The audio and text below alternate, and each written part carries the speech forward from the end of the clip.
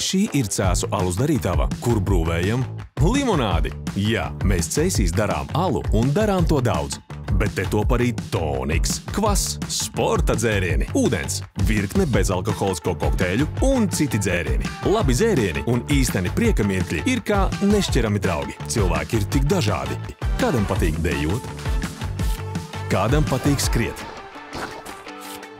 kādam patīk ātrums, kādam patīk miers, kādam patīk diena, kādam patīk nakts. Tālāk, dažādi ir arī mūsu radītie dzērieni. Nav nekāds pārsteigums, ka esam tirgus līderi, un inovācijas te nāk viena pēc otras. Vai dzēriens var sprakšķēt kā popkorns? Jā! Vai iespējams justies atvēsinātam pat tad, ja dzēriens nav bijis ledusskapī? Jā!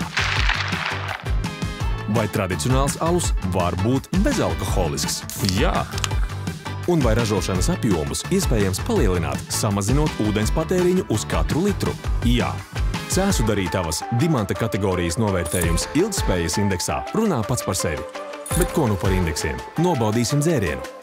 Kuru izvēlies tu? Cēsu darītava. Ar iedvesmu no Cēsīm.